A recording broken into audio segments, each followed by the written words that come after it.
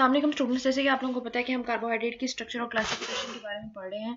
और हमने जो लास्ट टाइम लेक्चर लिया था वो कार्बोहाइड्रेट्स की बेसिक्स के बारे में था। जैसे कि मैंने आप लोगों को बताया था कि पॉलीहाइड्रोक्सी एल्डिहाइड्रोकेटोन्स होते हैं और सब्सटेंसेस होते हैं जो यील्ड करते हैं इन कंपाउंड्स को ऑन हाइड्रोलाइसिस के ऊपर। उसके बाद बताया था कि एल्डिहाइड ग्रुप क्या होता है, ग्लिसरल्डिहाइड क्या होता है, कीटो ग्रुप क्या होता है, डायहाइड्रोक्सी एसीटोन क्या होता है। अगर किसी बच्चे को नहीं समझ आया था ये वाला टॉपिक, ये बेसिक्स, तो काइंडली रिवाइंड जाकर जरा प्लेलिस्ट में से निकालकर कार्बोहाइड्रेट के बेसिक्स जो है वो एक दफ़ा रिवाइज कर लें जो मैंने लास्ट लेक्चर में पढ़ाए थे। अब चलते हैं आगे, कैरेक्टरिस्टिक्स भी मैंने आप लोगों को बता दिए थे। फंक्शन पे चलते हैं। फंक्शन ये है कि देखो, हमारी बॉडी को, ये कॉमन सेंस की बात है, हमारी बॉडी को फैट भी चाहिए, लिपिड्स भी चाहिए, कार्बोहाइड्रेट्स भी चाहिए, प्रोटीन्स भी चाहिए, लेकिन इक्वल अमाउंट में चाहिए। अब जैसे कि हमारी बॉडी के अंदर अगर फैट का इंटेक ज़्यादा हो जाए तो उसकी वजह से क्या हो जाता है, कोलेस्ट्रॉल का लेवल ज़्यादा हो जाता है। कोलेस्ट्रॉल का लेवल ज़्यादा होने की वजह से क्या हो जाता है, ये हमारी बॉडी के लिए बहुत ही ज़्यादा हार्मफुल है, क्योंकि हमारे जो HDL हैं और LDL हैं, उनकी अगर ज़्यादातर जो हमारे LDL हैं, अगर उनकी अमाउंट जो है वो लो डेंसिटी लिपोप्रोटीन, अगर उनकी अमाउंट जो बॉडी के अंदर ज़्यादा हो जाए तो उसकी वजह से बहुत ज़्यादा कोलेस्ट्रॉल का लेवल बढ़ जाता है। ठीक है, तो अब इसी तरह से हमारे पास जो कार्बोहाइड्रेट है वो भी हमें एक लिमिट अमाउंट में चाहिए, ना ज़्यादा चाहिए ना कम चाहिए, बस एक अमाउंट में चाहिए, उस अमाउंट में चाहिए जो कि हमारी बॉडी के रिक्वायरमेंट्स को फुलफिल कर सके।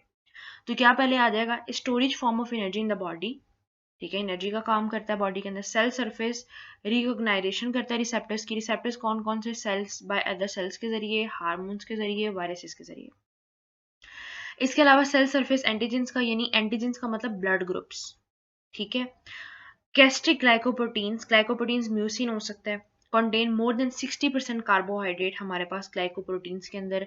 ये gastric glycoproteins for example mucin के अंदर प्रेजेंट होता है। अब ये देखो, उसने बता दिया कि कितने परसेंट इसके अंदर प्रेजेंट होगा। तो अगर आपसे एमसीक्यूज पूछ लिया जाए कि ग्लाइकोप्रोटीन्स के अंदर ये कॉन्जुगेटेड मॉलिक्यूल्स के अंदर कितना परसेंट कार्बोहाइड्रेट प्रेजेंट होगा, तो 60% हो सकता है।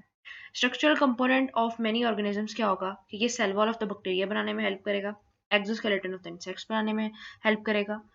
ठीक है, और इस एक्सोमीन आउटसाइड, और याद रखिएगा एंडोमीन इनसाइड होगा। जहां पे भी ये लफ्ज आएगा तो इस बात को आपने याद रखना है। सेलुलोज ऑफ द प्लांट्स जो है उनको सेलुलोज की बहुत ज्यादा जरूरत होती है, तो उस उनको लेने में हमारे पास कार्बोहाइड्रेट हेल्प करेगा। एक मैंने एमसीक्यूज यहाँ पे सेलुलोज वाला बताया था पहले भी कि carbohydrate the most abundant compound found in nature.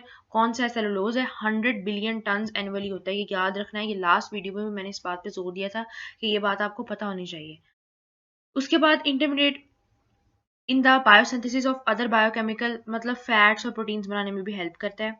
Associated with other entities such as glycosides, vitamins और एंटीबायोटिक्स। ठीक है, उसके बाद पार्टिसिपेट इन बायोलॉजिकल ट्रांसपोर्ट, ये जैसे कि सेल टू सेल रिकॉग्निशन होती है, सेल टू सेल जंक्शंस होते हैं, एक्टिवेशन ऑफ ग्रोथ फैक्टर्स की एक्टिवेशन में हेल्प करते हैं। देखो, एक इंसान है, एक ह्यूमन बीइंग है, अगर आप उसको सही से कार्बोहाइड्रेट ही नहीं दे रहे, फैट ही नहीं दे रहे, प्रोटीन ही नहीं दे रहे, ना उसकी सेल टू सेल रिकॉग्निशन होगी, ना उसके ग्रोथ फैक्टर्स की एक्टिवेशन होगी। ग्रोथ के लिए हमेशा आपको अच्छे न्यूट्रिशन, अच्छे डाइट की ज़रूरत होती है, और उस डाइट में आपको कार्बोहाइड्रेट की सबसे ज़्यादा अच्छी ज़रूरत होती है। अगर आपके पास वही नहीं होगी तो आपको ग्रोथ कैसे होगी। मॉड्यूलेशन ऑफ इम्यून सिस्टम, इसका मतलब ये है कि आप अगर अपनी डाइट प्रॉपर नहीं ले रहे, आपके पास अच्छा कार्बोहाइड्रेट नहीं है, अच्छा प्रोटीन नहीं है, तो आपका इम्यून सिस्टम वीक होता चला जाएगा। इम्यून सिस्टम जितना ज़्यादा वीक होता चला जाएगा, उतने ज़्यादा जो हमारे बॉडी के वायरसेस और बैक्टीरिया हैं वो उसके ऊपर अटैक करेंगे, उतना ही ज़्यादा वो वीक होता चला जाएगा। Lubrication of skeleton joints. अच्छा, एक बात है, हमारी बॉडी के अंदर जितने जॉइंट्स हैं उनके अंदर विटामिन और कैल्शियम की सबसे ज़्यादा ज़रूरत होती है। इसके अलावा हमारे जॉइंट्स के लिए कार्बोहाइड्रेट भी बहुत ज़्यादा इंपॉर्टेंट रोल प्ले करता है। अगर कार्बोहाइड्रेट भी हम इक्वल अमाउंट में नहीं लेते जितनी हमारी बॉडी को चाहिए, कार्बोहाइड्रेट में भी हमें कैल्शियम चाहिए हो, हमें विटामिन चाहिए हो, अगर वो हम नहीं ले रहे तो उसकी वजह से भी हमारे पास जो है वो जॉइंट्स हमारे वीक होना शुरू हो जाएंगे, स्केलेटन जॉइंट्स। ठीक है, तो उसके बाद क्लासिफिकेशन देख लेते हैं इसकी। जैसे कि मैंने आपको पहले बताया था कि मोनोसेक्राइड होती है, ओलिगोसेक्राइड होती है, पॉलीसेक्राइड होती है, और ओलिगोसेक्राइड में डाइसेक्राइड भी होगी। ठीक है, ये दो अलग अलग मैं पढ़ाऊंगी आपको, क्योंकि इसमें दोनों में बहुत ज़्यादा डिफरेंस है, और हमेशा जो है सारे बच्चे मैशअप कर देते हैं इसको कि शायद ओलिगोसेक्राइड ही डाइसेक्राइड होगा, लेकिन ऐसा ही है, लेकिन उसकी फर्दर टाइप में आता है, लेकिन है वो अलग उससे। ठीक है, डाइमिन 2 होता है, याद रखिएगा, ट्राइमिन 3 होता है, टेट्रामिन 4 होता है, पेंटामिन 5 होता है, और अप टू 9 और 10 तक ये चले जाते हैं ओलिगोसेक्राइड्स। अच्छा, मोनोसेक्राइड्स की हम बात करते हैं। सबसे पहले मोनोसेक्राइड में हमारे पास ट्रायोसिस आएगा। टेट्रोसिस आएगा, पेंटोसिस आएगा और हेक्सोसिस आएगा। तो ये आपको पहले ही पता है कि पेंटोसिस 5 होता है तो हेक्सोसिस 6 हो जाएंगे।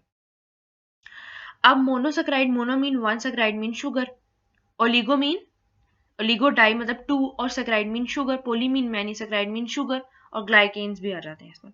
याद रखना most common most important oligosaccharide की जो टाइप है वो डाइसैकेराइड है।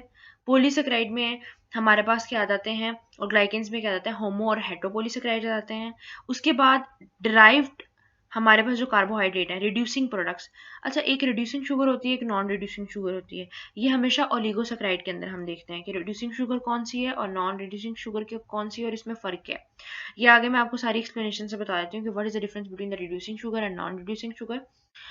अब डिराइव कार्बोहाइड्रेट में देखो कि हमारे पास जब भी हमें डीऑक्सी शुगर की जरूरत होती है, it is deoxy ribose. Amino की शुगर की जरूरत होगी, इट इज ग्लूकोसामाइन। ये एमसीक्यूज में है इसलिए इसको अलहदा से मैंने लिखा है। Reducing product glycerol, oxidation product ascorbic acid. ठीक है, विटामिन सी भी बोल सकते हैं इसको।